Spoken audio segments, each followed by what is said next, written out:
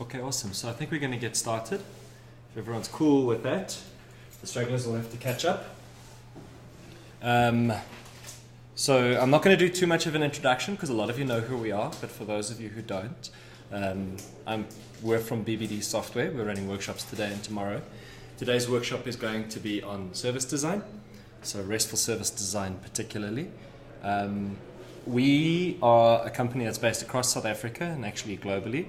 We've got offices in Joburg, Pretoria, Cape Town, London and Pune in India. And we do work across all of the major business verticals in South African software. So who here has used the Vodacom app on their phones? Anyone? I'm sorry, you're responsible for that. Who here banks with Standard Bank and has used the internet banking? Okay, I'm sorry, you're responsible for that. Who here has a green barcoded ID? Oh, sorry, a green ID card, the new ID cards. South African ID card? Come on, you're young enough to have an ID card. You don't have one of those old books. Okay, so for the ones with the ID cards, I'm really, really sorry. We're responsible for some of that. Not all of it, some of it, not the queues. How's it? Welcome. Okay, what else? Who here pays their, or submits their tax returns? SARS. Hey? I'm really, really sorry. We're responsible for some of that too. So we touch a lot of people's lives and we work across a lot of things. I'm not going to spend too much more time talking about BBD and who BBD is and what we do. We have a little thingy that I've been told to bring through. And if you are curious, you can take a look. It's got a very cool history going all the way back to 1984. And there's not very many software companies, bespoke software companies, that can claim that they've been around that long. There's actually a really cool story about our original founders, the B, the B, and the D in BBD, where they started off buying one of those expensive punch card machines in '84. And it was so expensive they had to keep it working constantly. So they worked 24 hours a day in 8-hour shifts. And they would rotate through, keeping the machine doing its thing. So there's a lot of that work hard, determined culture that's baked into BBD. But we specifically are from BBD's research and development team called ATC. We're not sure what it stands for either, so we make it up as we go along and we keep changing it. And we're not quite sure what we do on a day-to-day basis. We do a whole bunch of stuff. We do lots of stuff. We do training things, very similar to this. Lots of community work. We run a bunch of communities. The JavaScript, Java, AWS and Docker communities amongst them in Johannesburg. And we go around and we talk about programming because we really, really, really like technology and we really love programming and we want everyone else to get excited about it. We do some consulting and we do some cool VR or some cool technology stuff like VR, the latest Java stuff, serverless functions, IoT, lots of bits and pieces that we find fun and we try and get everybody else excited about because we think it's fun. Me specifically, I'm Mike, for those of you that don't know me. I'm a Google web developer, a Google developer expert in web technologies. And as far as I can tell, that's basically just a noddy badge for being obnoxiously pro JavaScript and apologizing to everyone about how awful it is sometimes. So if you need that apologist, that's me. But from a team function and at BBD, I do a lot of architecture and architectural consulting, and that's why I'm here today to talk to you about service design, because it's a big misunderstood topic. Okay, so getting straight into it, we're going to talk about a whole bunch of stuff in service design, starting off with discussing HTTP. And we're going to go, who feels that they know HTTP? Of course you do, Rory. Okay, cool, awesome, that's great. I'm glad that a lot of hands stayed down because it's one of the things that's so misunderstood. We use it every single day. This page, and yes, I'm that person that has their notes in a web page, so sorry. But this page, that's an HTTP request when I hit refresh. You know, we use it all day, every day, but we don't necessarily understand the protocol itself. We might have a good understanding of networking, we might understand request-response paradigms, but there's a lot of stuff in here that we don't necessarily pay due respect because it's easy. When something's easy, you don't necessarily appreciate it for what it can do. Okay. So I think the first part is when we talk about the design of HTTP at its core. It's meant to be simple and extensible. Okay? It's meant to be a really, really easy to understand protocol that you can plug a whole bunch of pieces onto it. Okay? It's backed off of TCP/IP, and it is, in the sense that we're going to be talking about it today, basically just I send a request, I get a response back. We'll talk about that messaging pattern a little bit later. An important thing to understand about HTTP is that it is stateless but not sessionless. Okay, which is to say that there is no implicit state in the message that you're sending. Okay, there's nothing long-lived in it. It is all-encompassing, and you can have several requests that are related to one another, and we typically call that a session, and we keep enough metadata to keep that session alive. But when a server receives a request, it needs to be able to process and work with that request without needing to understand something previously, or having something set up to make sense of that part of it. And this is in contrast to stuff like streams or socket stuff. Has anybody done any sockets level programming where you do need to have the socket open and you do have to have things initialized before you can start receiving data, and like parts of data and chunks of data that you get, you needed to have understood the whole context for it to make sense. HTTP by design is not that. Okay, every request should be standalone from every other request. Should. Not always, but it should by design. And this concept of session is basically just keeping a little piece of information out of band that lets you correlate individual requests. And it could be as simple as just an ID that says all the requests that come through with this ID belong together, or it could be that ID that gets used to store some information server side and store some information client side, and then correlate those two. But HTTP itself doesn't care about that, right? The protocol doesn't care. That's more about the implementation. Okay, awesome. So HTTP and connections. So connection is controlled at the transport layer, and it's basically out of scope for HTTP. It doesn't really care about how it forms the connection or the networking stack itself. It's just a way of using that networking stack. So a lot of this stuff translates directly to when you're going over a transport layer security, so something that uses SSL or SSL certificates versus something that's in clear. And I suppose at this point in time, I'm going to do that obnoxious thing where I say everything needs to be in SSL. So when we build for web, we need to make sure that it's secure by default. And in fact, today, Google's rolling on Chrome. Google's rolling out a change that means that this little icon, I think they've already done it, this little icon says that my site is not secure. So when you access a site that isn't protected by transport layer security, it's going to start warning you, saying you're not secure. You're in the open realm, and this is a pivot to the green lock that used to be there, saying when you are secure, the expectation is that you should be secure all the time. And as an aside, there's a whole bunch of stuff on the internet that's going to stop working. All of the new stuff won't work unless you're on SSL. But that's a complete aside. You can safely ignore that for the purposes of the rest of this discussion. Okay. There's also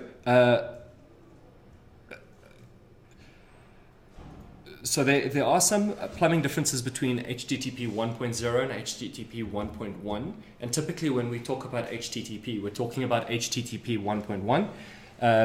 And it's essentially just more efficient use of that underlying network connection to send requests and responses across. An important distinction to know and just to be aware of, I've said that this is all request response 1 versus 1, and we'll talk about that pattern a little bit later. HTTP 2, which is coming, well, which you can use in certain places already, is the ability to send one request and receive multiple responses back. Okay. We're not going to cover that any further, but if you are interested, for those of you that know HTTP, that's something to take a look at. It's a good way to get some performance improvement. So that's just a little bit of background information, and we're going to look more at what we do with HTTP. What can we do on this protocol? Why is it so flexible? And there's a whole bunch of stuff that you can do via it. And I think the common things that we care about for HTTP is firstly being able to specify cacheability. A lot of this stuff on the World Wide Web was initially designed for documents, sharing documents, and HTTP was designed to understand the freshness and staleness of particular documents. And this extends to any kind of data request. So for HTTP, it's got built-in mechanisms to say, well, I want you to cache this piece of information that I'm returning to you at any one of a number of points. And these are the criteria and the parameters under which I want you to respect that cache. So for example's sake, you can cache at a operating system level, at an application server level. You can cache at a browser level, which I'm sure some of us have been bitten by before, and anywhere in between.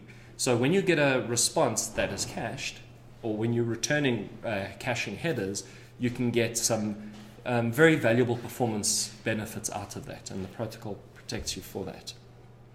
So origins, relaxing, and I suppose making the origin constraint a lot fussier. So you can basically say there is this piece of information, or this image, or this document, or this whatever the case may be, that you can download, that you can access in whatever page or whatever resource you're fetching it from, and you don't necessarily care where it comes from. We're getting jQuery, right? We don't really worry that the origin that that particular version of jQuery comes from. But that's possibly a bad example. You probably do care about where your scripts come from. But like, let's say an image, right? You might want to relax or tighten those origin constraints. And it gives you the ability to play well and securely on the open web. We're not going to worry about that too much today. Authentication. Hello. Okay. Is it because it's cold? Yes. It's very cold here. I'm not going to lie. Okay, so authentication. This is a really important one. So HTTP does have a fundamental ability to include authentication information in an unopinionated way.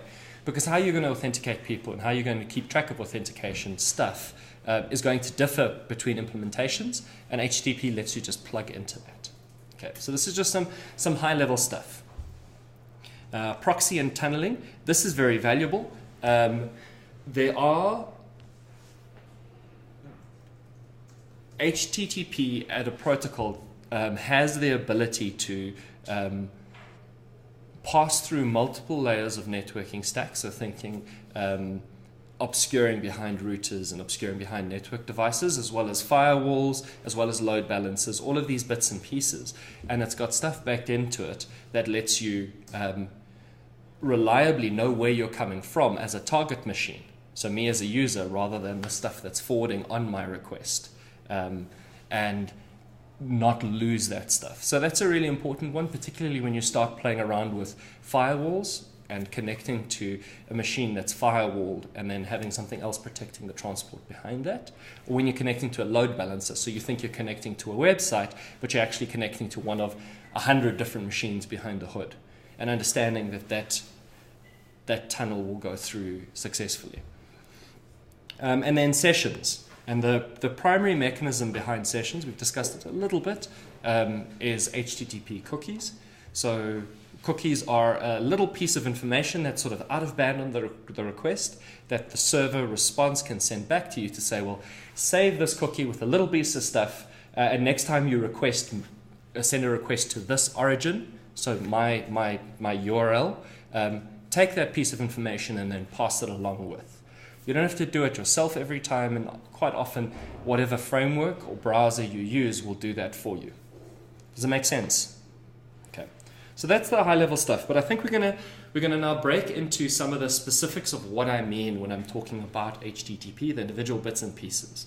Now, some of this may seem obvious, like I'm sure everybody knows what a URL is, right? Right? I hope so. If you don't know what a URL is, Tony, I don't think this course is appropriate for you. You might want to take a break. Okay, see you tomorrow. Cool, so we're going to talk about the individual bits and pieces, because a URL is not just one thing. It's made up of lots of little component constituent parts that we actually care about referring to separately. Okay, so just to make sure that we're on the same page, the first thing we're going to talk about, the first part of the URL, is the scheme or protocol, right? And commonly, and in this context, we care about HTTP, but there's a whole bunch of stuff that you can use, right? You can specify, oopsie, that was a meeting. We can specify stuff like data URIs. And for a data URI, where you go data : // it actually has all of the data for like an image, for example's sake, encoded in the URL itself. Okay. File URLs, and this you'll see when you open a file in the browser locally. Like if you open up a PDF in Chrome, it'll say file : // which basically breaks out into your OS level stuff. There's FTP, which I hope none of you ever have to work with, but you might. I'm really sorry. HTTP and its corresponding HTTPS, which we discussed very briefly, is an important one. There's stuff like mail to, and mail to is a scheme that will have a whole bunch of email metadata associated to it. So it will know that rather than a full URL, it's talking about an email address. Okay, makes sense. And it also lets you specify stuff like the recipient, the subject, and the message body, as well as a whole bunch of other stuff. SSH, which is really, really important. That's another scheme that's designed for secure tunneling. And typically we use that to connect to remote servers via the command line. Okay. Everyone's comfortable with the command line, right? Big black screen. Awesome. Telephone numbers. I can honestly say I've never used this before, so I'm just going to skip straight past. And then a whole bunch of stuff. But importantly, it's the stuff behind the colon. Authority. So when we talk about the authority of a URL, it's also called the domain name. And this is an accessible part. And that's like google.com, bbd.co.za, whatever the case may be. That is our domain that we're going to access. As well as the subdomain, which is when the www part is replaced by something like docs.google.com, for example. The docs is the subdomain. After that, we've got the port, because we can expose multiple different ports to a protocol. The default for HTTP is 80, and the default for HTTPS is 443. So those are useful pieces of information to remember for future reference. It will come in play at some point in time, but by default, your browser obscures that information from you. So if you try and access HTTP ://80, it's going to just remove the 80 because it's redundant. It's just accessing HTTP on the default port. Similarly, if you access an HTTPS resource on 443 and you explicitly put :443, your browser is going to remove that information because it's redundant. It's the default port. Okay. Now it's really important when you host stuff, for example's sake, on your web server, be it either IIS or Apache or whatever, and we're not going to talk too much about web servers, that you are going to have these be separate ports. HTTP and HTTPS will be separate ports, and one will be transport secured port and one will be open. Does it make sense to everybody? Okay. But for today, we're really going to care about whatever port .NET randomly chooses for us. So we'll see that a bit later, hopefully.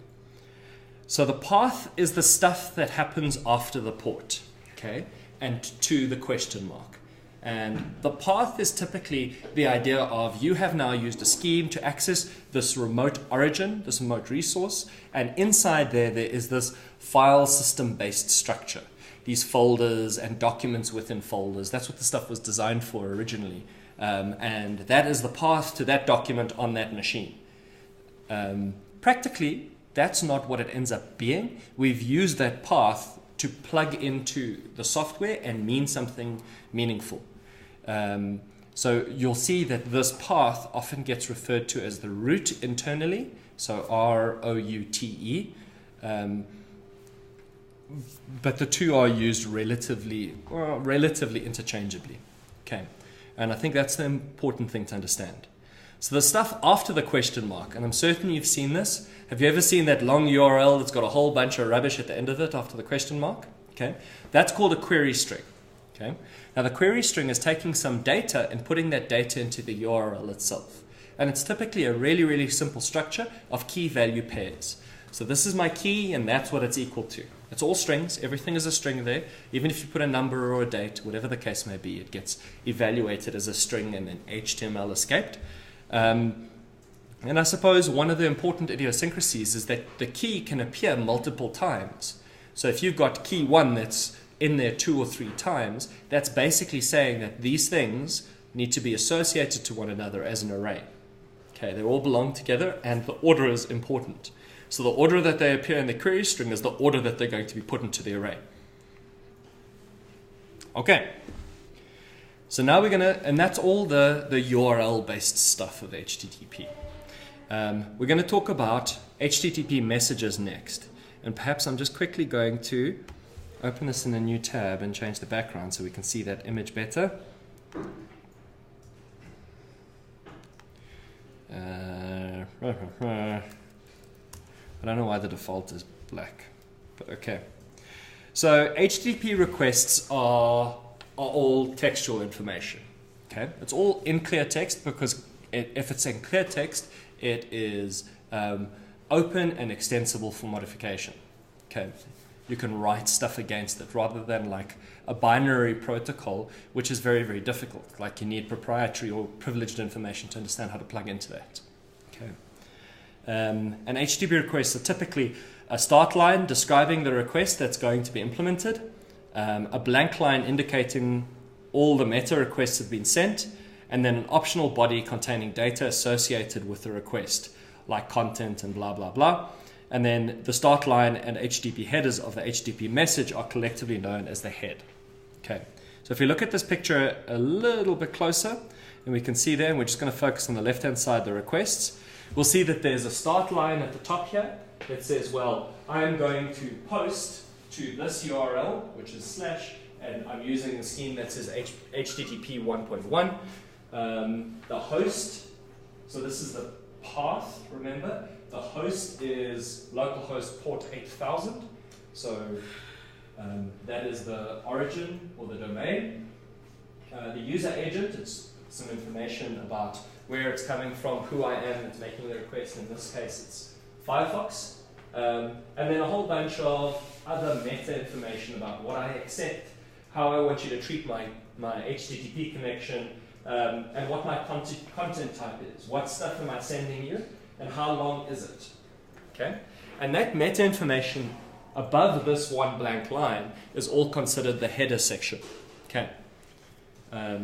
This one blank line indicates that the header information is now done, and then everything underneath that is data. And in this context, you can see there's just a random negative value that is the data. But this could be anything. It's in plain text, but it could be a text encoded. Sorry, let me do that. I don't know how to show that easily.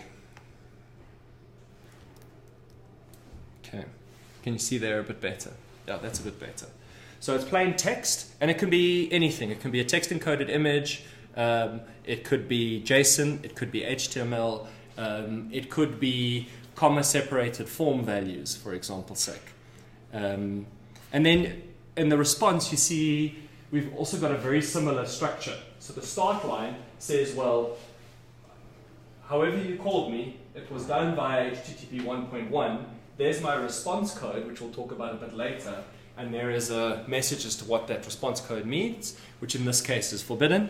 There's a whole bunch of meta information, including what I'm sending you back. I'm sending you HTML back, and then some connection stuff. So I've got my keep alive.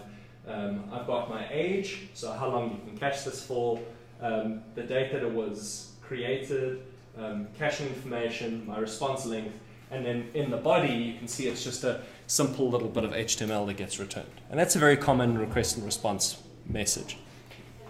Okay. The HTTP requests itself, the headers are divided into 3 broad categories. So in the red part, which is very difficult to see on that screen, I'm sorry, but in the red part you've got a whole bunch of request headers that are associated to that actual request itself.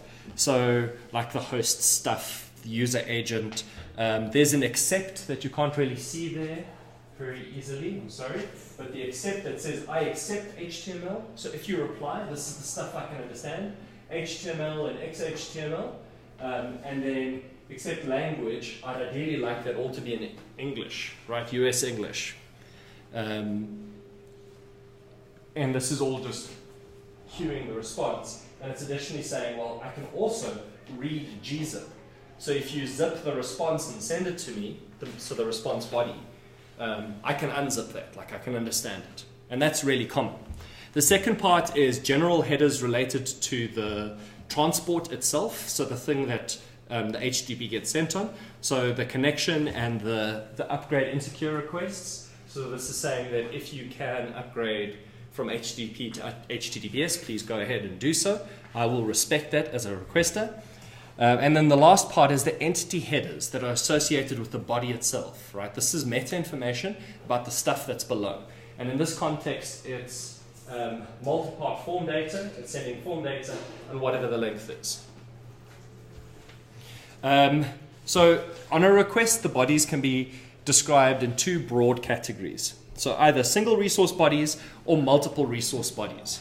Okay? So single resource bodies, which are probably the most common, is saying that I have got, well, I suppose not really the most common, but I have got one simple body and it is a whole bunch of information that I'm just going to send to you in one blur. Okay? Multiple resource bodies consists of multiple bits of information. So it's got a multi-part body, so different sections, and each section is composed of a different piece of information, and this is commonly associated with stuff like HTML forms, when you've got a form that you're posting that's got multiple pieces of information in it. Okay. Yes? One question, how would live streaming, more or less, where would that fit in? So those are multi-part, but they would also be across multiple requests. And it depends. So a lot of the live streaming stuff doesn't necessarily fall in the request response paradigm, right? It opens a socket connection and then streams the data back in chunks. And there are different browser APIs for doing that. Okay. I don't know if that answers your question at all. Okay. The response is very similar, and you'll see that, for example, the stuff in red are response headers. The stuff in black are the entity headers, and the stuff in green are the general headers that the browser can understand. An important part, how's it? I don't think we need to go into that much detail. I think that's fine. Okay, so very similarly, the responses can be divided into three categories. So single resource bodies of known length, single resource bodies of unknown length, and multiple resource bodies. Okay, so the single resource bodies of known length basically use content type and content length to say, I know exactly how much data I'm sending, this is how much it is, and go and deal with it. And then the single resource bodies of unknown file length are encoded by chunks. So these are chunks of information, and if you're sending back, so example, streaming a single large image, it'll probably come back as chunks of information like this, saying this is how big it is for this part that you need to compile it of. So multiple resource bodies are relatively rare. I don't actually even know what that would look like right now. Okay, so moving on, we're going to look at the headers themselves, and the really important headers that you should know. There are tons of these, and this is one of the extensibility points of HTTP, but we're going to talk about the common ones that you probably should be aware of. So the general headers are headers that apply to both requests and responses, but don't really relate to what you're sending. They're more to tweak the HTTP protocol. Okay? Request headers are headers containing more information about the resource to be fetched or the client itself. Response headers are headers with additional information about the response, like location of the server itself. And then entity headers contain more information about the body of the entity, right? So specifically related to the body. So the important ones. Caching. There are three that we really care about to control caching, and that is age, so the time in seconds the object has been in a cache already. Cache control specifies the caching mechanisms that you can apply, and there are a bunch of text values that you can put in there to cue whatever's calling it and whatever's in between as to how aggressively this can be cached. And then it expires, so the date time after which the response is considered stale. So if something some kind of middleware somewhere, be it hardware or software, caches a HTTP request, and the expires has been set, and the time that it's going to return the cache request is greater than whatever that expires is set to, it will ignore it and go and fetch it from whatever the origin is. Does that make sense? Cool, that's an important one. So conditionals are technically also caching information, but they're more like versioning caching information. So last modified is a validator indicating the modification date of a resource used to compare several versions of the same resource. Okay. It is less accurate than eTag, but it is easier to calculate than eTag, obviously, because when last was this file modified, or whatever the data is, when last was the data rendered or returned. And there are a whole bunch of ways to queue this. And the far more precise one is the eTag, which is a validator, which is a unique string identifying this version of the resource. And there are ways to say, well, if I ask for something and it's the wrong version, go and fetch a more recent version. Or if I ask for something and you return the headers and it is something that I've actually already got cached, just return the cached version rather than stuffing around with the body. Okay. And this is very useful. The next part is connection management, and the only ones we really care about is the connection and the keep alive. Well, not the only one that we care about, but the most common ones that we care about. So the connection controls whether or not the connection stays open after the current transaction finishes, and that's more an efficiency thing. If you're sending a lot of HTTP requests, you don't want to renegotiate the connection opening every single time, because for SSL that could be really, really expensive, because you're doing this whole certificate handshake, right?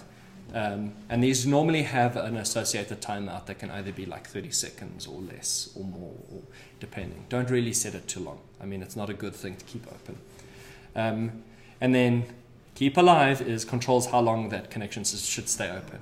I should have read my next point before speaking. Sorry. So that will trigger how long you want to keep that connection open, negotiated between the front end and the back end. Then content negotiation is an essential part. So accept tells the server what response types I accept. So it can't return data that you can't read, for example. And then accept encoding, which is also important because this is all text-based, tells the server which text encodings you're allowed to send me. And this is how you can get a Windows machine that asks a Linux server to make sure you send me stuff that I can actually read that makes sense. Okay. Because as we saw, it's just text, so the line endings are really important, and the text encoding is really important. Cookies, these are not ones that you really tweak yourself. Often your framework will do that for you, but they're, hey, how's it? But it's important to know what they are for when things go wrong. So firstly, cookie contains the stored HTTP cookies previously sent by the server. So you've got one header that's got all of your cookie information on, and then typically you'll find that it's a big blob of text that you can't read. And that's stuff that ends up being stored on your local machine, persisting across requests and possibly even across sessions, right? Whenever you tick that remember me, are you sure? You're sure you're in the right place? Yeah. How's it? Okay, so whenever you tick remember me while logging in, it stores a lot of your information in a cookie so that it can know that this is you. Set cookie is the correlating header that the server sends, which says, well, I want you to keep track of this piece of information. Here is the piece of information. Save it on your local machine and save it for my origin. It's important to know that cookies are set per origin. Okay, so cookie and your browser respects all of this stuff, which is why it's important to use a good browser, and it's effectively why bbd.co.za wouldn't be able to read your google.com cookie or local saved information, because the browser says you're not coming from the same origin, so this information gets partitioned. Okay, sandboxed. Cause is cross-origin requests, request sourcing, and basically you can, from a server-side perspective, say, well, I'm allowing you to take this response data and share it across origins, or from a client-side perspective saying, wherever I come from, I'm respecting which origin I can make requests to. That's really important so that you don't have any of your requests spoofed, and try and download something that gets you to send data to a completely separate origin.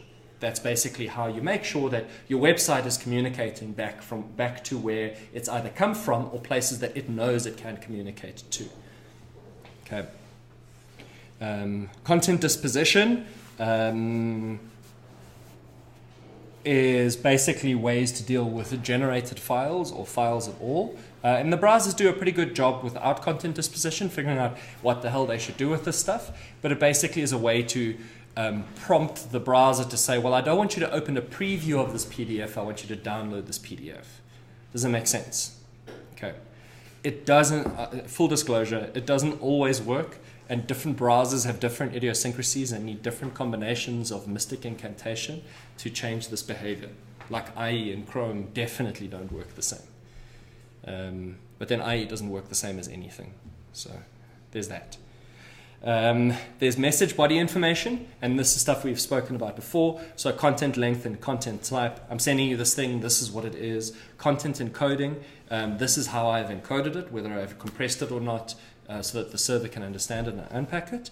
And then also stuff like x-forwarded4, which identifies the originating IP addresses of a client connecting to a web server.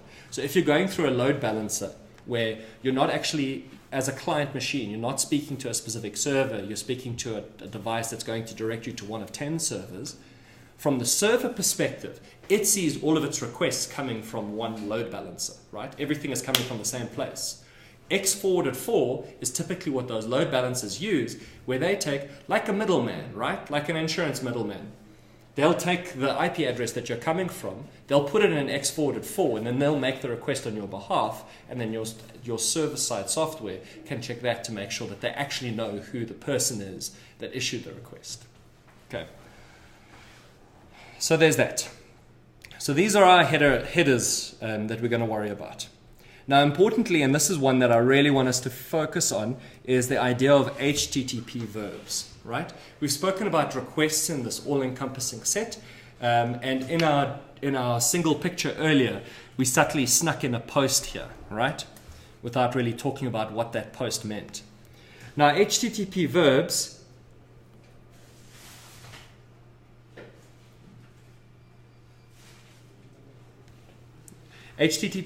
are a way of providing almost imperative information to your HTTP requests as to how they should be dealt, or how they should be dealt with. And these methods have very specific semantic meaning, but you can, it's not strictly enforced, so you can abuse them. Now, they often are abused, and we'll talk about some of those bits and pieces. But when we're talking about service design, and particularly RESTful service design, which the bulk of today is, we care about using these semantically very, very well, because this is where we use a lot of the power of HTTP to deliver meaning. Okay. So the most common one is GET, which is just, I want to get some data. I don't care if it's cached. I'm not doing anything funky. Just get me this representation of data. And typically, like when you refresh this page, or when you, I should maybe not have done that. But okay, when you refresh a page or when you access a website, that is a GET request. Okay? When you're fetching a bit of data, that's a GET request.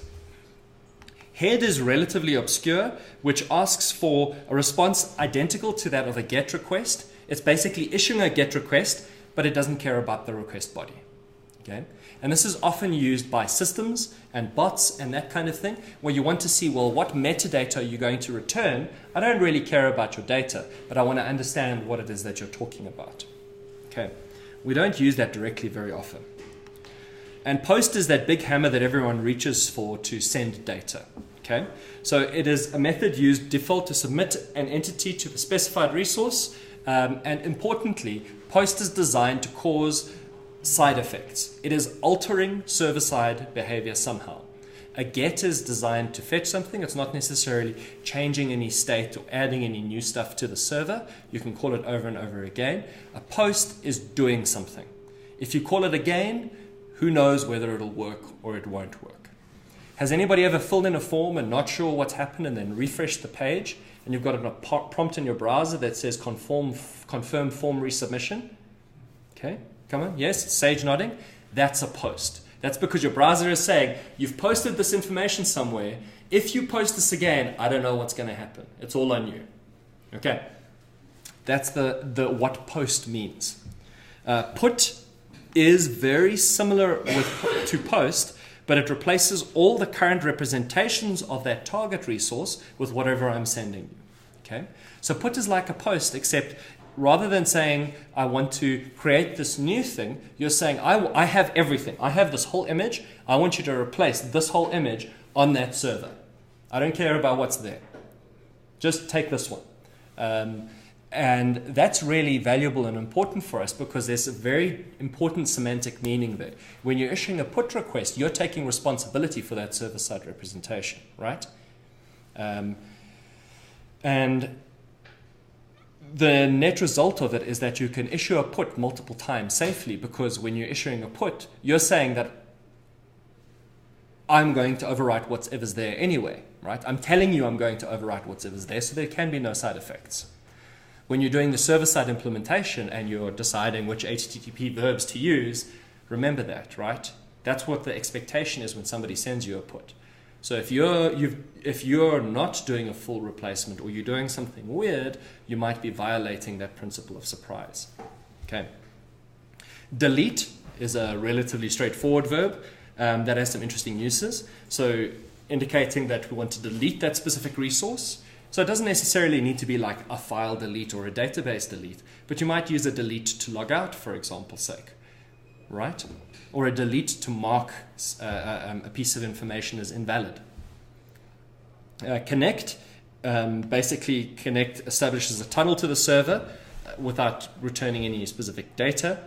Options is a really important one. So it describes the communication options for the target resource. We never really issue an options request ourselves, but every single time you submit a request to a server, the browser will implicitly do an options connection to make sure that the core stuff works.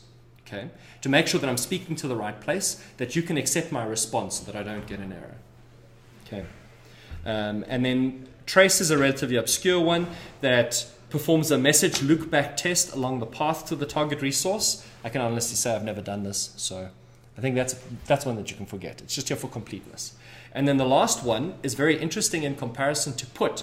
It's a patch verb, which indicates that I'm partially modifying a resource. So if my resource that I'm creating via a post was a user, okay, and I am updating that user via a put, which says that I've got the whole data set for the user, I'm replacing the whole thing.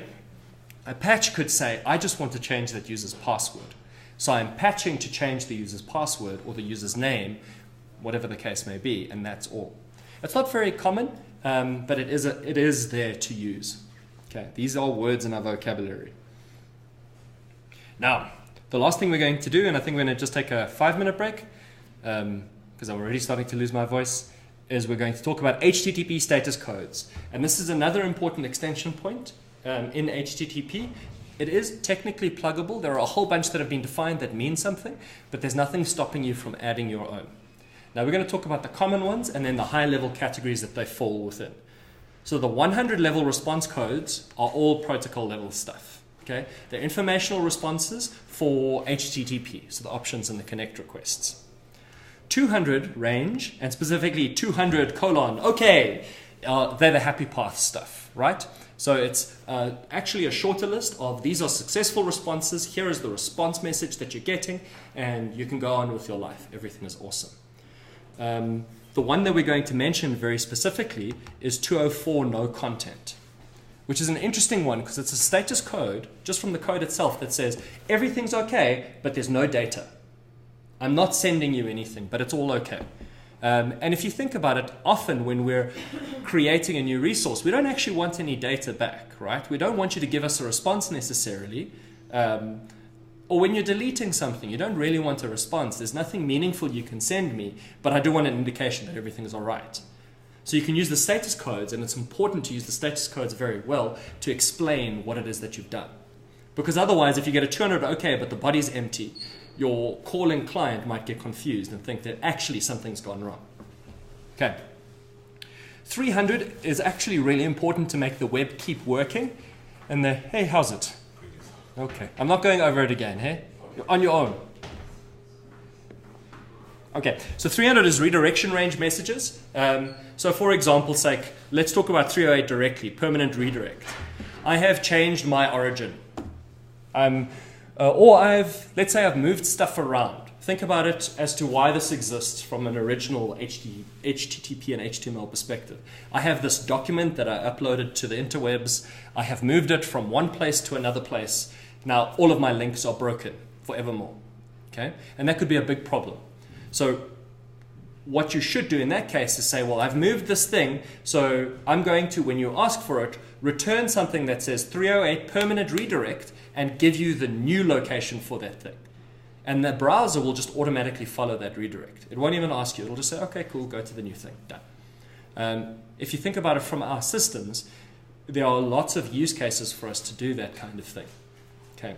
And there are others. They're not necessarily redirection in terms of where we locate things. A common one is 304 not modified. Okay? It is really, really common to use. So when you've, for example, sent a request for data, and we've actually not sent you anything because you've got cached data. You've asked for this thing, you've got the latest thing, you've got the version that you want for it. This is a 304 not modified, meaning that you must just use your own damn copy. Okay? That's commonly used. And there are a whole bunch of them in that sort of meta where I access and how I access things.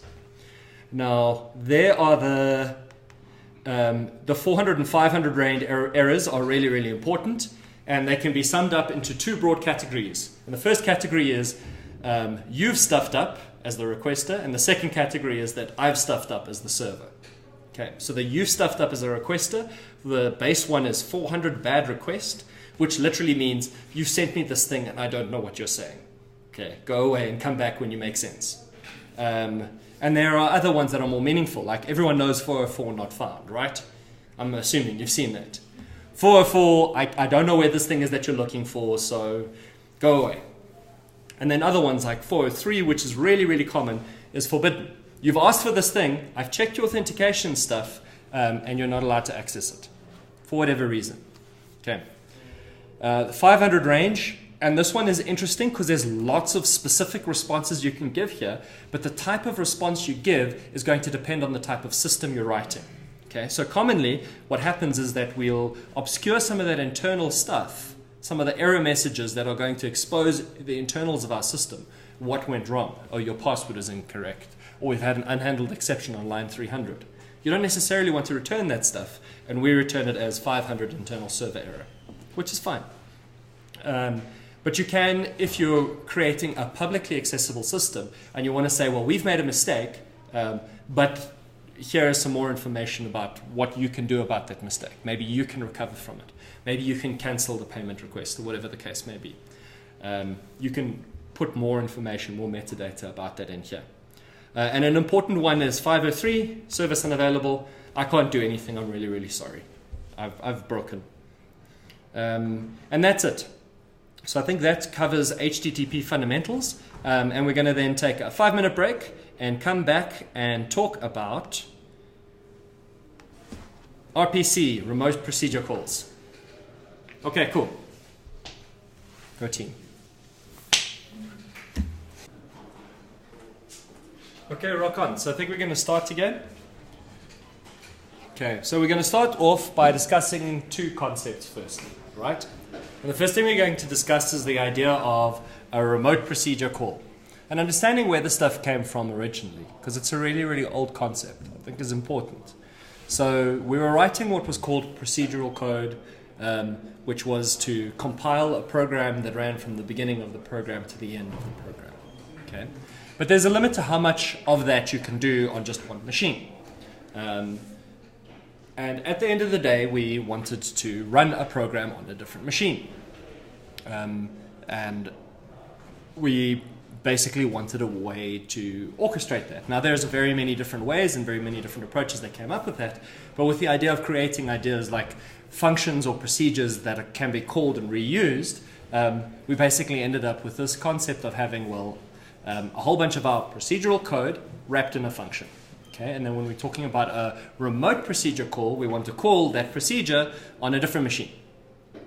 And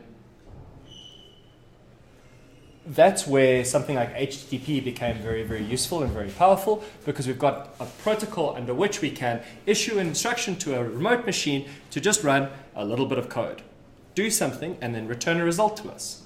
Okay? And to get this working, so originally we used binary streaming protocols and direct socket connections, which were awful, but to get this working, we started using stuff called request response paradigms. Okay? And request response or request reply is literally saying, I'm going to take all of the stuff that I care about, like my request parameters inside a function. That sound familiar to everybody, right? I'm going to create an object that represents all of that stuff in a textual representation of that object, and I'm going to send that to you. You're then going to take that textual representation, pull out all of those parameters, and then run your piece of code. Okay? Get a response out, convert that response to a textual representation of the response, and then send it back to me. Okay? And that is the fundamental of what we mean by request response. Okay? One request, one response. One request, one response. Okay, it's like a very staggered conversation. And you can think of it very much like just calling a function on a different machine.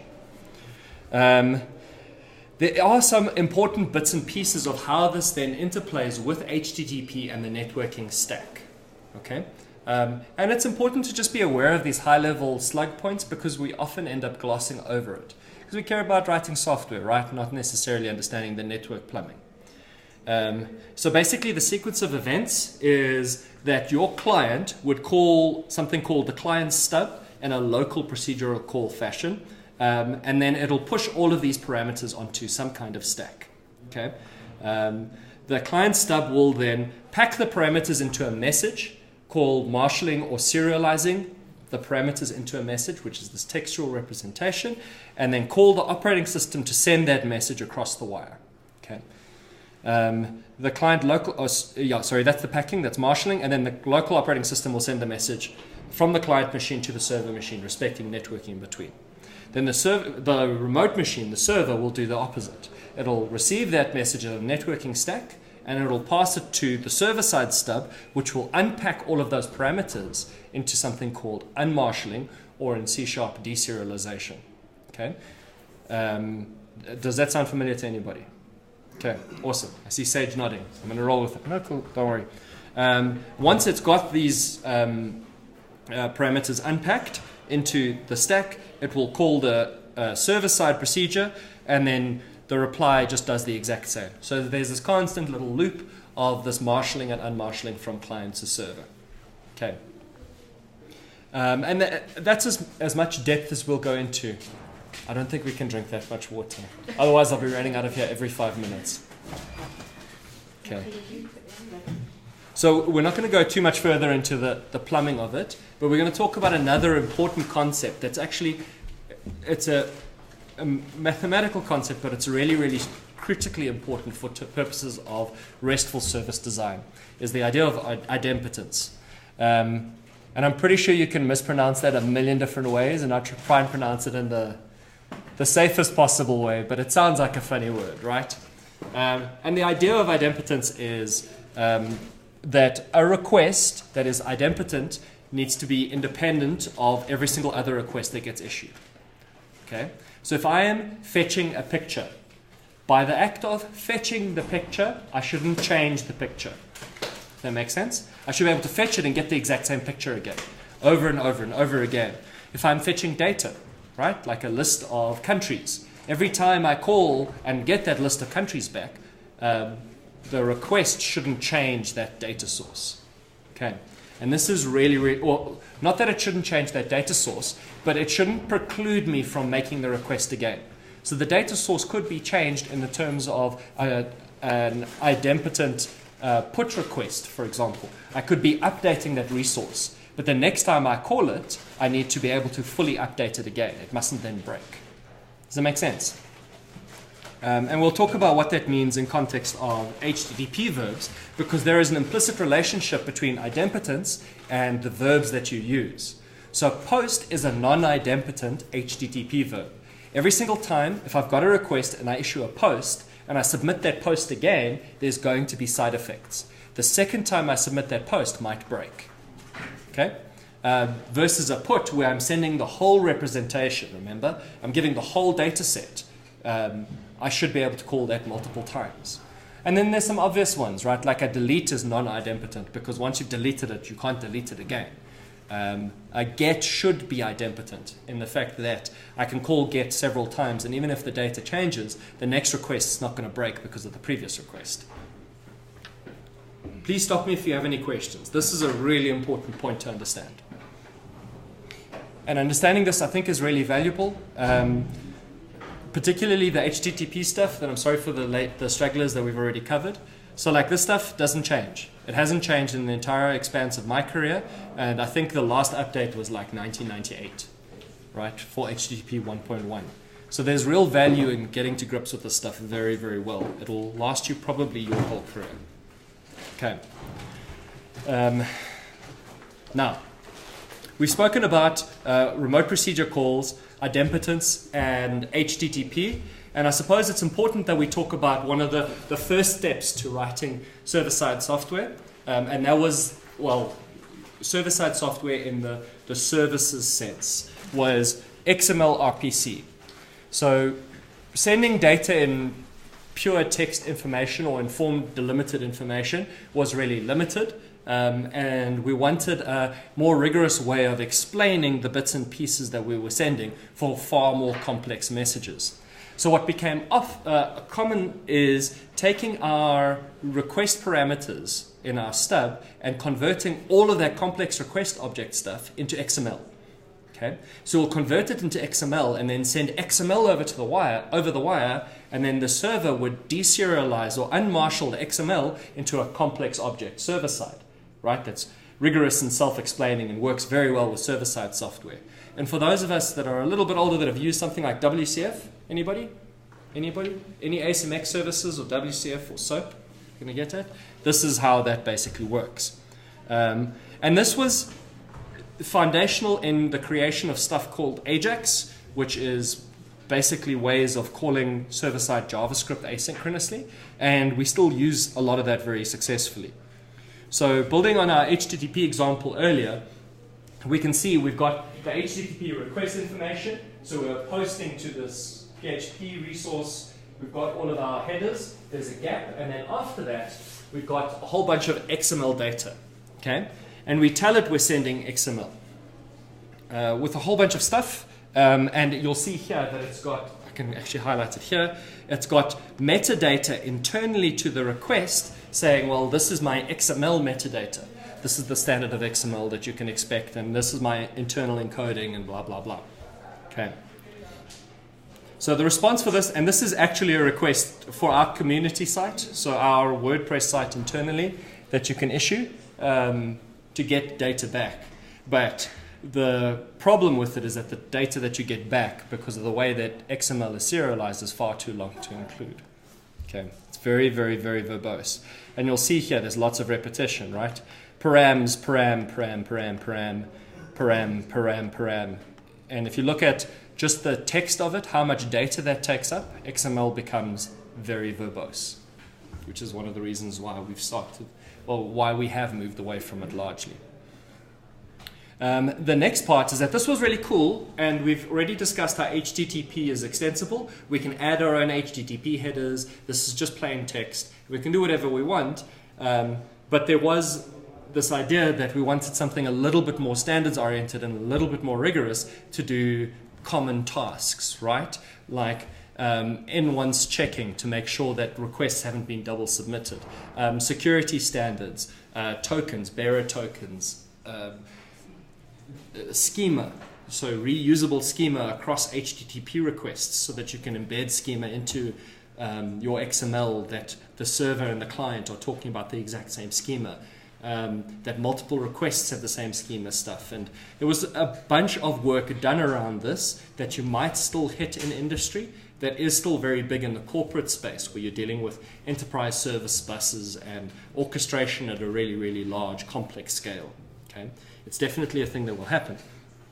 And basically they built this whole framework on top of HTTP, which is the de facto standard, and it introduced the idea of using a web service definition language to identify what the schema, so the data types and the fields and the properties are that are reusable and shareable independently from calling the service, right?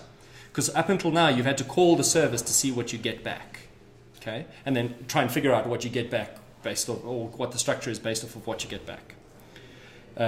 So this WSDL basically is the way to define what that schema is and share it, and then everything else was fundamentally the exact same way.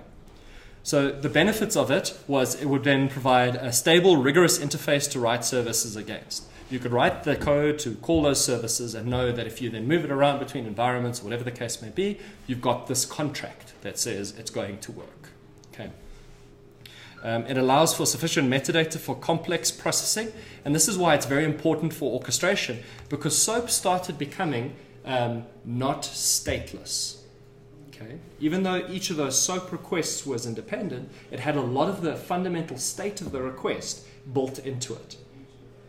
And that's useful for orchestration, because then you've got that context that gets shared around as a request ends up in multiple different requests downstream, and the calling client might not even care about it anymore. Okay. So yes, it encourages stateful operations. I really should read ahead before talking. At least at least I know that I'm consistent, right? It's very, very verbose. SOAP becomes super noisy. Because if you think about it, the HTTP request had this header stuff and then the body. In a SOAP request, there's the HTTP header stuff, and then there's the SOAP header stuff, which is really, really big. So from a performance perspective and from a size perspective, it talks a lot. Okay, it sends a lot of data over the wire, which is a problem on the public web. It becomes very difficult to change because everything is tied to the schema and this idea of sharing a contract around, like with anything statically typed, and it needs really sophisticated tooling. You can't just open up a text editor and work with SOAP directly, although some of us unfortunately have.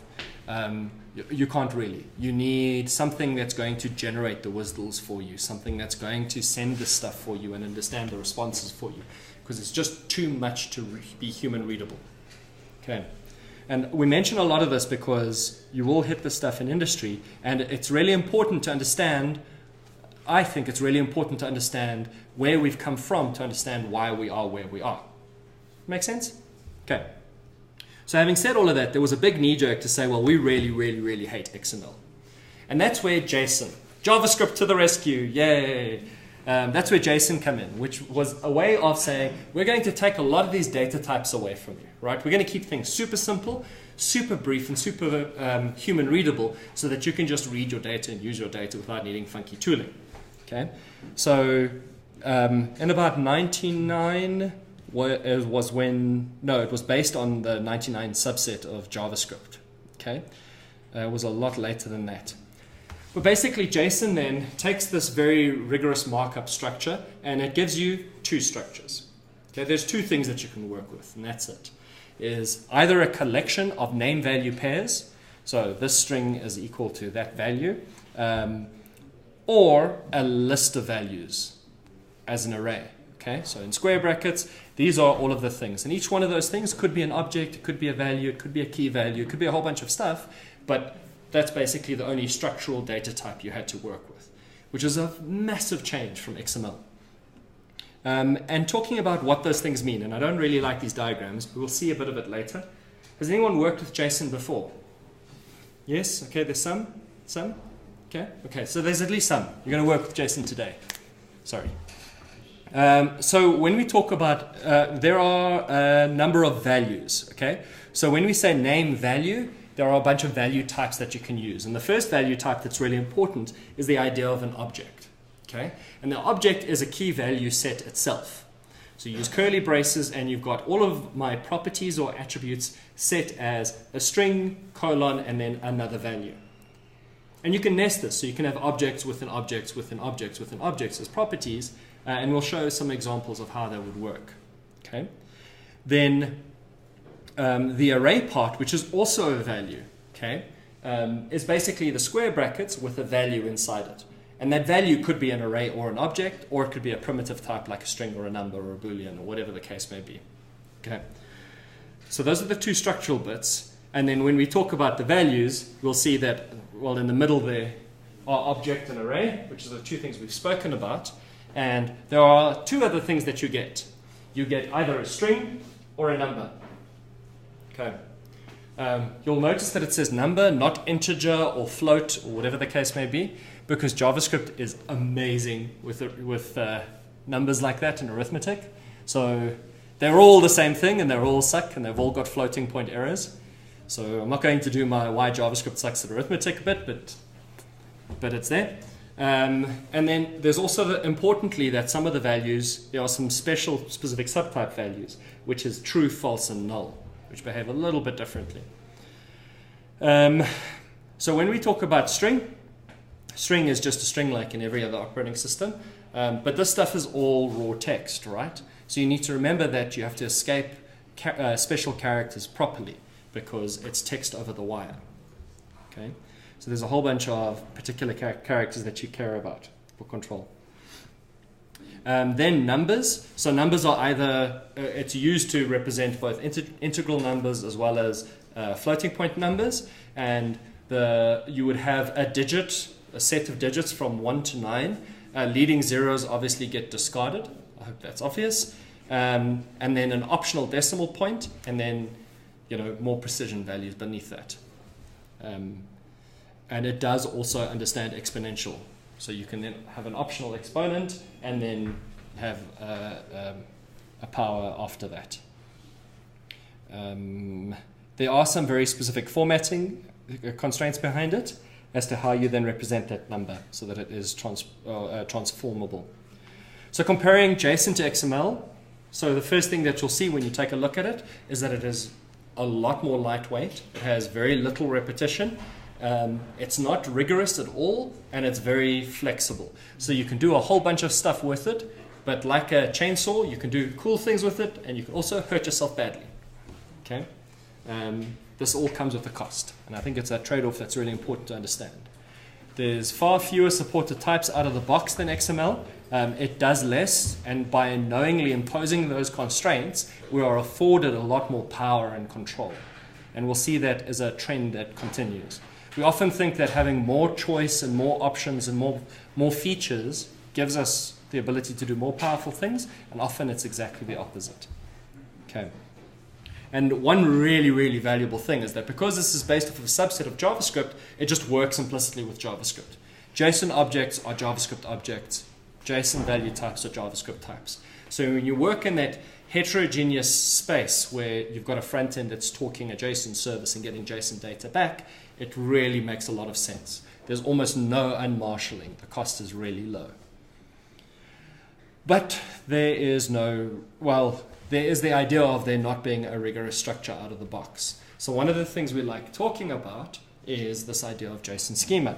So it's a way of talking about your objects in a very much WSDL or web service definition language-like way, so you can share this contract so that you can know, without calling the service, how the service behaves.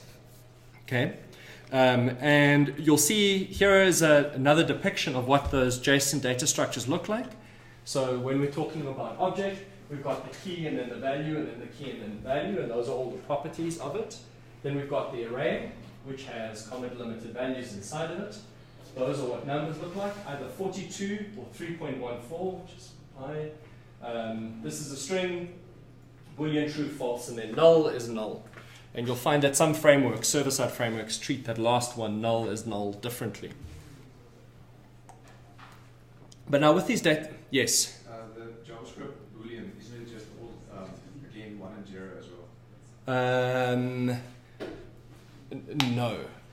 They are true and false, but 0 can be implicitly cast to false, and 1 can be implicitly cast to true. So it's not like a bit value necessarily. It's just that there's a whole idea of, in JavaScript, of things being truthy or falsy.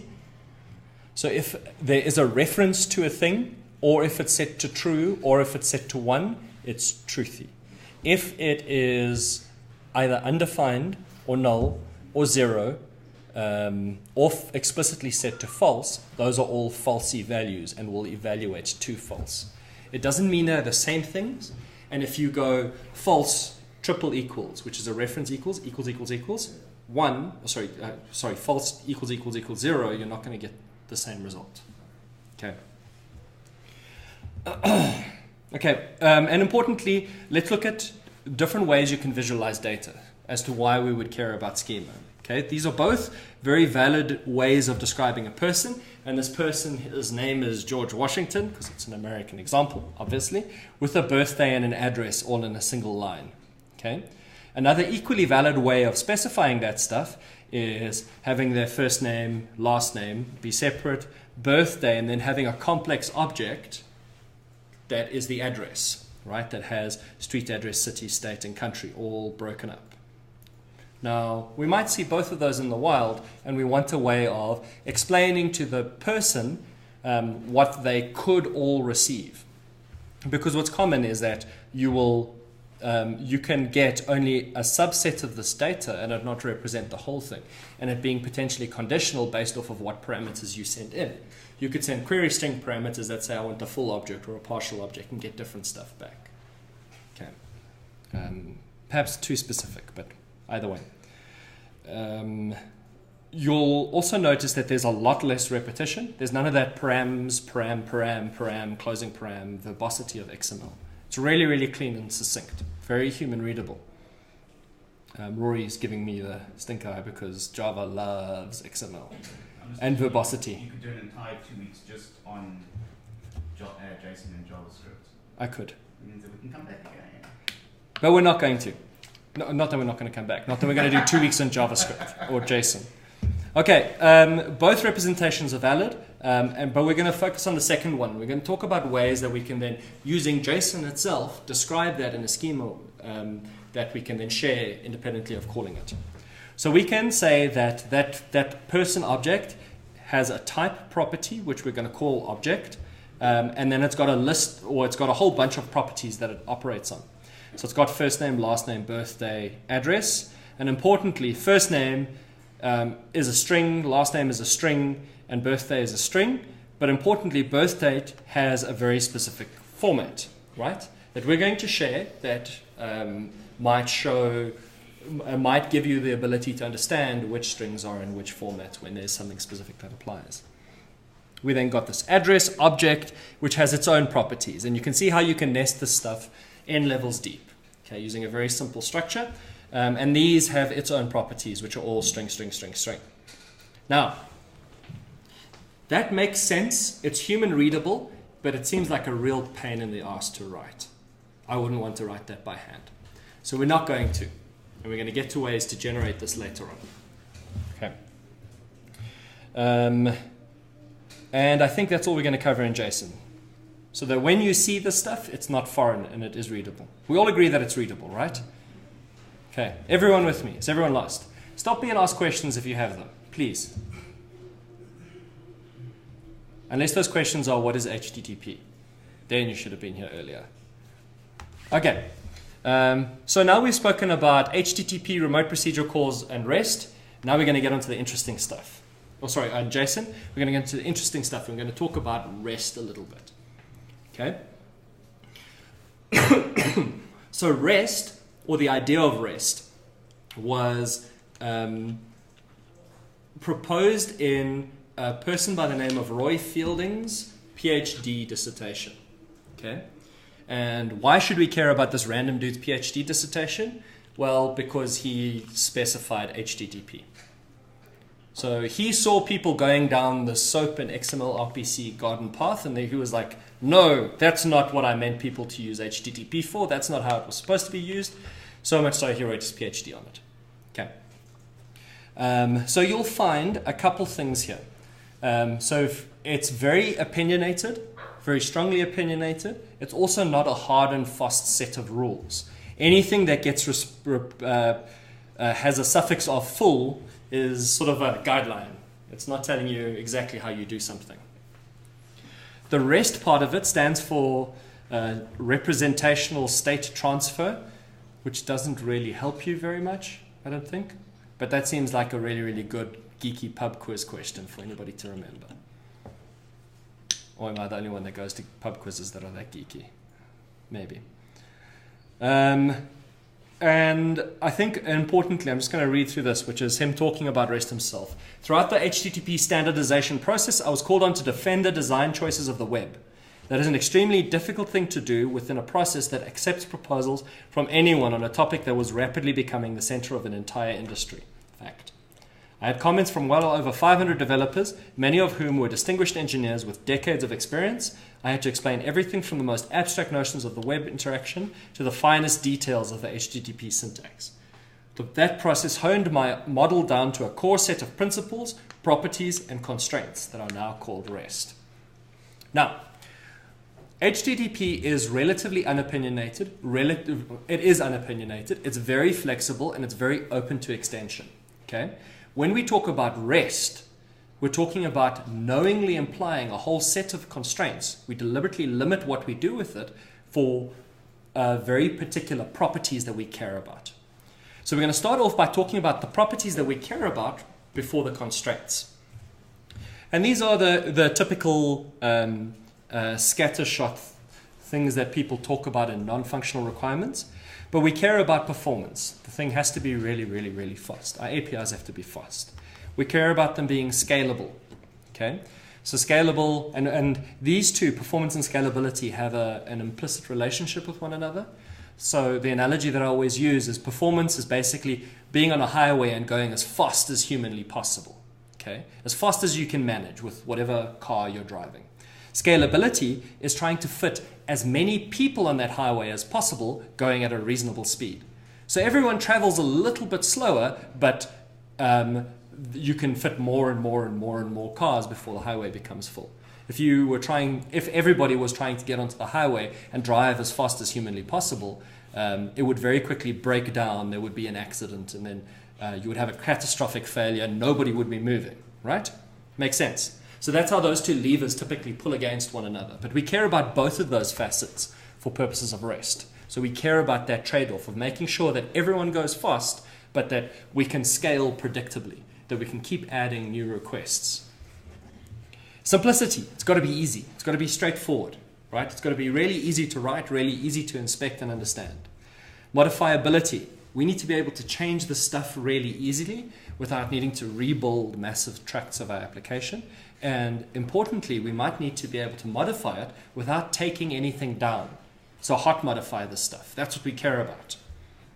Visibility. It's got to be easy to see what's going on in whatever this RESTful service is. We need to be able to see what other RESTful services are doing as well as what our own service is doing, which is one of the reasons why we care about HTTP being in plain text rather than a binary stream. Portability. We care about moving the stuff around because we don't necessarily want it to live and die with one piece of hardware. We want to potentially have multiple pieces of hardware, load balance between them. We potentially want to change operating systems and have our service API still be consistent. And reliability, I think, sort of speaks for itself. We want it to work and just carry on working. So these are things that we care about. And that seems like really high-level stuff, but to reinforce these, we apply a known number of constraints. Okay? Things that we deliberately limit ourselves to be able to manifest those properties. So the first important constraint of a RESTful application is that a distinct client-server model is enforced. There's a very clear separation of concerns between client and server, even though there may be multiple servers that are load balanced.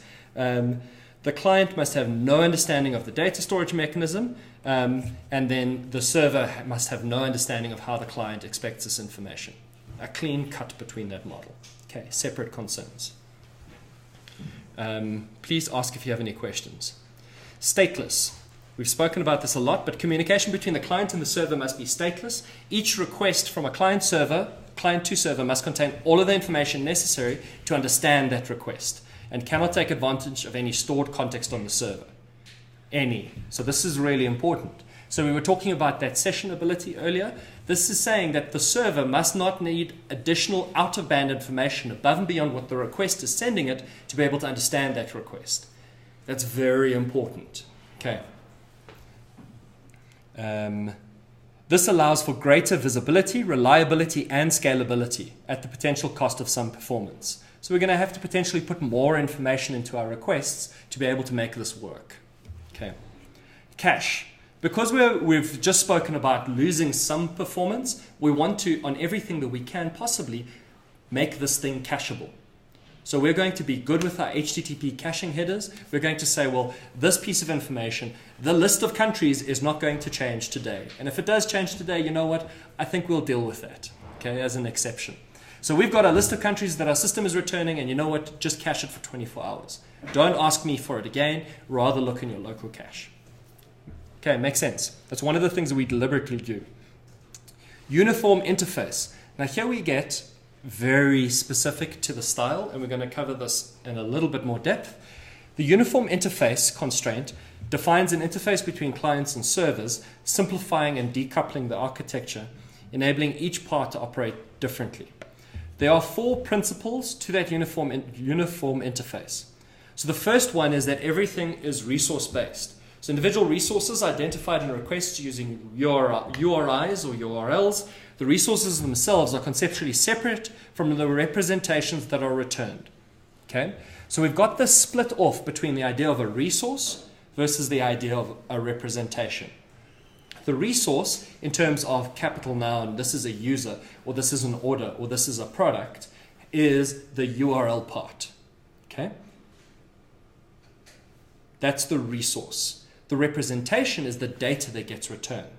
So if you got user 1, for example's sake, that would be the resource. The representation would be the actual properties of user 1, and that could be George Washington in Vermont, or whatever the case may be. Does that make sense? Okay, that's an important one. Everything is resource-based. We use the URLs very heavily in a RESTful design. We manipulate resources through representations. So when a client holds a representation of a resource, including whatever metadata it may be, it has enough information to modify or delete the resource on the server, provided as permission.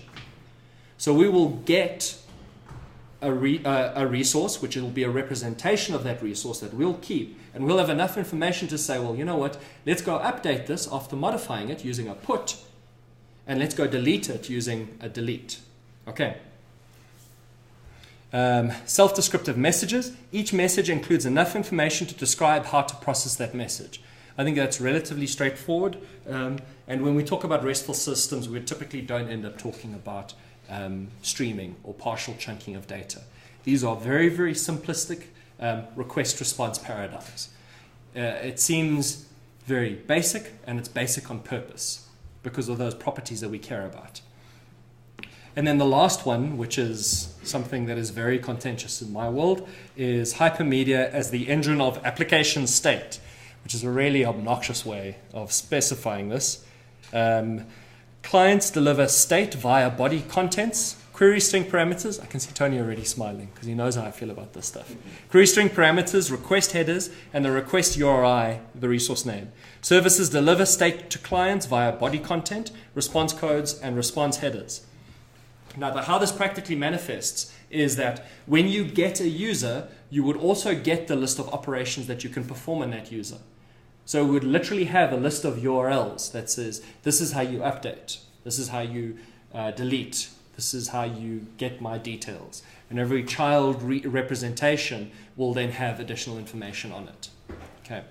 And that, again, starts becoming really, really verbose and really difficult to program against, because that only really makes sense when you're going to get the user and loop through what you can do with that user to try and find the key that says, well, now I want the URL that I need to call to update that user, get that URL back, and then call that URL. And that's really clunky to write. And it's very, I think as much as it makes the API explorable, you can see everything that it does, I think it defeats the purpose from a programming perspective, because you're going to do the same things over and over again. You're going to want to rely on the convention over the configuration. Okay, so the convention of being able to post and put and delete reliably. And besides, like, I think even the acronym has the phrase hate in it. So anything that says hate should tell you exactly what you need to know about it. Okay. Okay. Layered system. This is a really, really important constraint. Really important. A client cannot ordinarily tell whether it is connected directly to the end server or an intermediary along the way. You don't want your client to know that it's connecting to a load balancer or a firewall or a something. It just needs to call the service, and if you're going to have a load balancer internally that will do the redirecting and routing, it just needs to respond and be able to be dumb about it. Okay, that's a really important point. This code on demand, I'm not going to go into much depth with, because it even in his dissertation it says optional, because it's a bad idea. Servers are able to temporarily extend or customize the functionality of a client by transferring logic to it that it can execute. Examples can include Java applets and client-side scripts such as JavaScript. This is an awful idea and a massive security loophole. Can you imagine, like, connecting to a server and it being able to execute code on your local machine, do stuff, and then send that stuff back? Like, that's awesome. No, that's awful. No, that's awful. Well, awful from a client's perspective. Like, access to local resources and privileged resource and not being able to predict. No, it's not a good idea. So code on demand is leaky, and I do not know any reputable RESTful API that uses code on demand. Not to say that you can't do it. There might be a justifiable use case for you, and you can always point at Roy Fielding's dissertation and say, see, the man who invented HTTP said I could do this. I just want to go on record and say, I don't recommend it. Okay. So relationship to HTTP, and this is important. So with SOAP, HTTP was sort of abstracted away from you, right? It was just the thing that you sent these SOAP requests and responses over. It was almost completely separate, and so much so that if you work with WCF, which you might, you'll notice that you have to actually, WCF is technically transport agnostic, right? You can use any of those requests and responses over binary stream and UDP and whatever the case may be. It doesn't have to be HTTP. REST, however, thinks that or believes that you should be using the raw metal of HTTP a lot more opinionatedly. So a lot of the stuff, rather than having its own subset, a header section inside the message body, puts that in the HTTP headers themselves. So it uses the headers, the verbs, the response codes a lot more heavily. Okay, which is why we had the whole HTTP preamble. So as I said, it uses the headers very heavily for meta information, and I think the important part is that authentication and session information are all pushed into the headers. Okay, you're going to use that to see who your user is and what your user can do. The verbs are really, really important, and HTTP makes a use of a wide range of the HTTP verbs very explicitly. Okay, you'll often find that with SOAP stuff, for example, everything is a post, even gets, so even fetching information is a post. With REST, it's definitely not, and it's important that you understand those fundamentals. So in addition to that, it has very opinionated ways to design URLs. Okay, so that the URLs are a part of the whole experience of how you design the service. And we're going to look at a couple examples. When we talk about resources, I think of, I try and explain it in terms of capital noun verbs, or capital nouns, sorry. When you're talking about a list of users on the system, that would be a resource. Courses in which a student is enrolled. Okay, so the courses are the resource. A user's timeline of posts is a resource. All the users that follow another user is a resource. An article about horseback riding is a resource. Do this thing that's going to save some data is not a resource.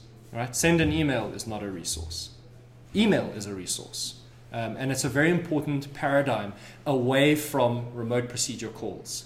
Okay. where you're modeling the capital noun stuff, and then as a part of that, all of the imperatives that you would do with remote procedure calls, you're doing via HTTP verbs. Your gets, your puts, the posts, the deletes. Okay, so all of that is implied in there. Each resource in the service suite will have at least one URI defining it, or identifying it, and it's best when that URI makes sense and adequately describes that resource. So we're going to take a look at a couple examples. So for example, post in a CRUD sense is often used as a create. So we post to create new data, and we would post to an entire collection. So if we had a resource that said /customers, okay, or a path that said /customers, we would implicitly know by convention that if we post to customers, we're creating a new customer. Okay. And then often you get the following kinds of things back. So we would get a 201 created response code with a location header that has a link to /customers/ID, and that would be the customer that you've just created. And then if you post to a specific customer resource, which is one of the things that you could do, you would often say, well, we're going to get either a 404 not found or a 409 conflict because that customer specifically exists. So this is I suppose this is a poor example.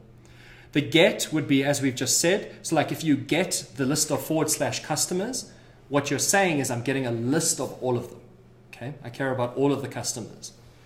Whereas if you get single customers, so customers / and then whatever ID that customer specifies, we're getting that particular one. We're getting that detail.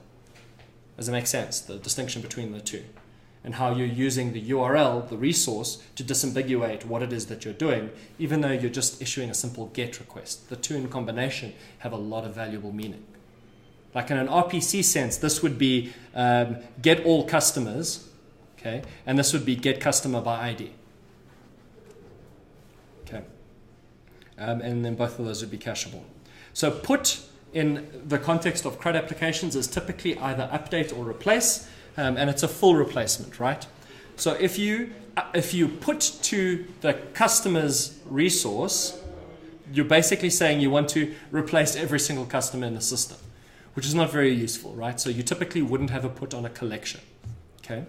But a put on a specific customer, so /customers ID, is saying I want to replace that dude, okay? And there's a whole bunch of response codes there. Patch is a partial update or modify, which is often just not supported on collections. It doesn't make sense to use the collection to partially update something in the collection.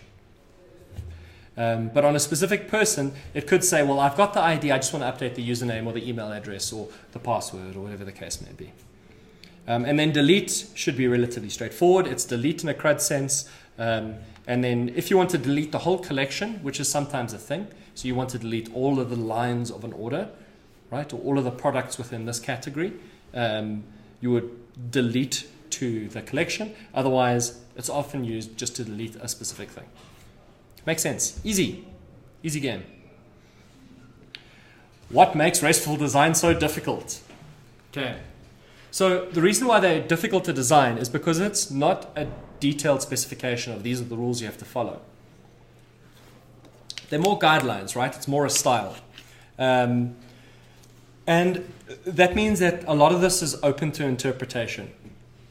And with those few verbs, you sometimes get into difficult areas where the verb doesn't necessarily completely express what it is that you want to do. And you're sort of stuck between this RESTful and RPC world. Okay? We're trying to figure out how best to do this thing.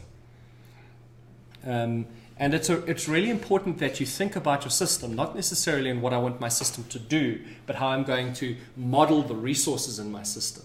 For anybody that's done any object-oriented programming, or any kind of domain-driven design, it becomes a really difficult thing on a big, complex system to try and figure out, well, what am I actually exposing? What are these things? What are these bits and pieces? And how do I relate them to one another? Okay. There are some important challenges and constraints.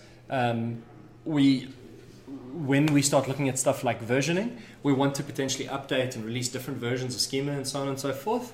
And this is often overlooked. So for versioning, what we typically then end up doing is we will put versioning information into the concept of the resource itself. So we'll have version 1 and version 2 of a resource, and that means that it is just easily accessible via the resource metadata. Another common approach is to say, well, we'll have the resource still be like /customers, but we'll put the versioning information into the header. And you'll see both of those interchangeably used. Okay. And then URL structure. This is one of the difficult parts as to what you put into the URL and then what you put into the request body or the representation. And that's an important piece of the puzzle.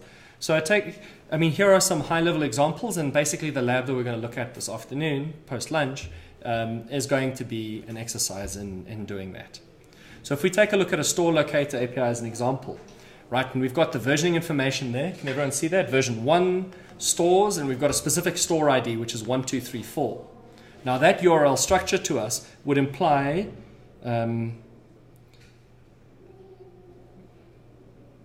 okay, yeah, we're not going to go through that one again.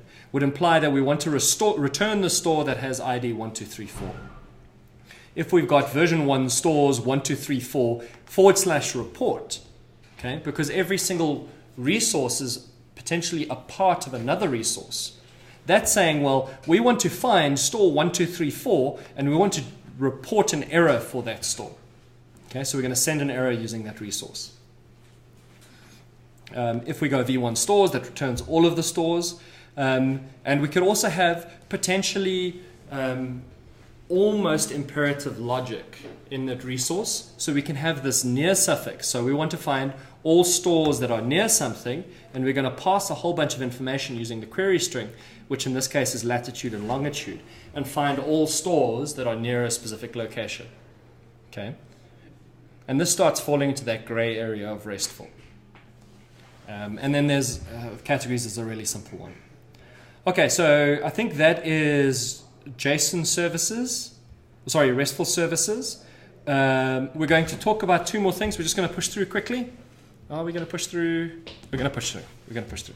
We're going to talk about the Richardson maturity model, which is a really problematic model, developed by Leonard Richardson and popularized by Martin Fowler, one of the Agile signatories. Now, it's basically a way to talk about your way of using REST and the levels of restfulness by which you are measuring your application. And I think the fact that we need like a spectrum guideline, like a roadmap of how restful you are, shows that this is a problem. But anyway, we're going to talk about those various levels just so that we understand it. Now, using SOAP or sending XML over HTTP is legitimate. It's completely valid, and there's lots of reasons and lots of situations, particularly in the corporate sense, that you want to do that. So I think passing a value judgment on XML and saying the swamp of POCs already sort of alienates some people, and I think is the wrong way of looking at things. But basically the way this starts is if you are using HTTP as a transport system for remote interactions, so RPC, but not using any of the mechanisms of the web, essentially what you're doing is using HTTP as a tunneling mechanism for your remote procedure call. There are times that you want to do that. There are times that it makes sense, and I think that this is an unfair value judgment. But that's where he starts. Hey, how's it? Cool, man. That's where he starts level 0. So level 1 is resources. So the first step towards the glory of REST is to introduce resources. So rather than having one endpoint and internal to your software identifying, what procedure you're going to call and what work you're going to do, taking what we've spoken at length now and identifying particular resources that you're going to access is the first level, the first step to using REST. Now, the vast majority of systems, and I think if you're doing it right, you'll end up being at what is called colloquially as REST level 2, which is basically saying You're using a wider spectrum of HTTP verbs and status codes to give semantic meaning to your API. You're using your gets and your posts and your puts and your deletes appropriately, and you've got your resources that you identify.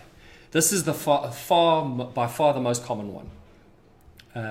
And when we talk about hypermedia, remember we were talking about hateos, how do you pronounce that? Hateos. Even the acronym itself is hateful. Okay. That's what it sees as the highest level of REST maturity. So when your API is entirely self-describing and you need no previous information to be able to call that API, which is a bit naive. But it's very, very good on the public web to make an API explorable. If you think about it, you need less documentation and you can interrogate your way through a REST API by calling things and figure out what you can do and what it does and what its responses are. Possibly naive, but it could work. A good example of a level 3 API is GitHub. So if you're used to GitHub and you've taken a look at GitHub's REST API, a lot of this will be natural. So like most maturity models, the Richardson maturity model is contentious and open-ended, placing an implicit value judgment on XML. And I think importantly, so most systems that are pure, that are very good RESTful systems, fall somewhere between 2 and 3. And I think if you fall at level 2, it's completely fine. But to give you some context behind Fielding and Fielding's work and the idea of REST itself, his opinion is that if it's not REST level 3, it's not REST. Go to hell. Which I think sucks a little bit. So the reason why I bring this up at all is because it sounds like I've given you a whole bunch of rules and a whole bunch of very specific things. And the answer at the end of the day with anything in programming is it depends. Okay? There's context, there's value in doing things differently, and it's very valuable that you understand these constraints and work towards them. Make sense? Yay. Okay. It's still very valuable to visualize this stuff and the whole spectrum and understanding what's available to you. So the design techniques and maturity that Fowler positions this stuff as is level 1 tackles the question of handling complexity by using divide and conquer mechanisms and breaking a large single service endpoint into multiple resources, which is valuable. Level 2 introduces a standard set of verbs so that we can handle similar situations in the same way and importantly remove variation. Consistency is key with a RESTful API. And level 3 introduces discoverability, providing a way of making the protocol itself self-documenting. If you don't care about level 3, or if you don't care about it being self-documenting, that last point doesn't really add any value to you. Okay, so the last one we're going to talk about is Open API.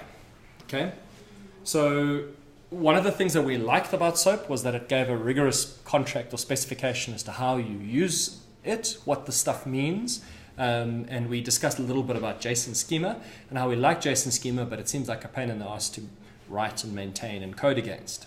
Okay, luckily there was this thing that was created called Swagger, which is a proprietary thing, which was a way of visualizing, describing JSON endpoints and particularly REST endpoints.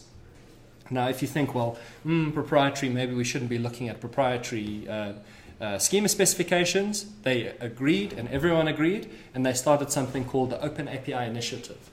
So as much as we're going to be using Swagger, the tool, a lot of this is standardized and is open source.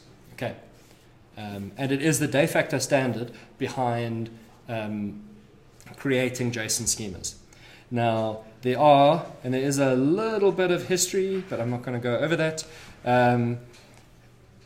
There are ways to create this manually, either using JSON itself or YAML. There are tools that you can use to design your JSON schema up front. You can validate an existing API using a JSON schema, or the one that I, as my lazy programmer self, really appreciate is being able to generate that JSON schema so that I don't have to write it. And it's always up to date. Okay, and we're going to use that latter one today. So Swagger itself is made up of 3 components. So there's the server that hosts the REST API's description. that you want to use, the client that uses the REST API's description from the server, so for example to validate it and validate your requests before sending them, and then UI, which is basically just a little bit of documentation that you can use. Okay. So the server is typically where you start, and you'll have a JSON file that gets generated or gets hosted, and you'll access it via something called API docs or version 1 API docs or version 1 Swagger JSON. The client is whatever uses the server JSON schema, and then the UI is there will be a dynamically generated piece of HTML that's got all of the documentation, information, bits and pieces of what your server exposes.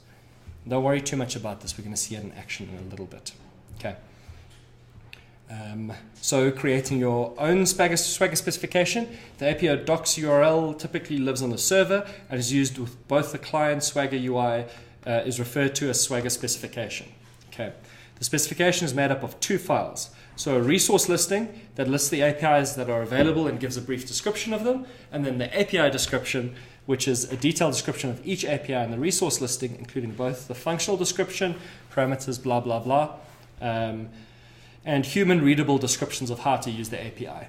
So the nice thing about that is that you're going to write your code and you're going to write your descriptions of how to use that code next to one another and generate your documentation and generate your schema based off of that. And then the actual API docs URL is a resource listing JSON file that describes the Swagger resources that are available, where they live, and how to use them. If you type the API docs into your URL into your browser, you'll see the list of them. Okay. There are 3 ways to create a Swagger specification, depending on which server you are using. So CodeGen is the traditional way of creating a Swagger specification. The CodeGen converts annotations in your code into the Swagger specification. Yes, we like that. Automatically. Some servers, actually, no, we don't like that. We don't like that. Okay, because that happens once and you host that. Automatically, some servers such as Swagger Node Express and Swagger Play will create. No, sorry, we do like the CodeGen one. Do we? Yeah, we like the CodeGen one. We'll create both your REST APIs and your Swagger specification for you at the same time. That seems awful. I don't like that one. I don't like it creating my REST API for me. But it's a valid thing. And in the JavaScript space, this is the most common. So if you're using Node, which doesn't necessarily have annotations and it doesn't have server-side types, you need to give it more information to work off of. Okay. And then manually, you can always create your Swagger specification by writing the JSON or YAML by hand. After you write your Swagger specification, or if you get a specification from a different server, you can use one of the server generators to create your code, such as the Node.js server generator. So that's really cool. You can take a contract first approach. You can take a JSON schema and say, well, think about it from like an integrating third party, where you can say, well, if you want us to be able to call your API, this is the schema that you've got to adhere to. Go and generate your code and then fill in the blanks. Okay. Awesome. So that's OpenAPI and Swagger. And then we've got a lab that we're going to do when we come back. So we were hoping to go through until about 11:30. But I think we will reconvene at just before 1, about 1:45. Okay. So you are welcome to go get lunch. Please come back. We've got cool stuff to show you. And then beyond that, that's all I had. You had a lot to process. If you have any questions, I'm going to hang around here until about 11:30. If you've got any questions, come and ask me. Okay. Thanks, Mike. No worries. Ladies and gentlemen, many of you came a bit late this morning, so at this late stage,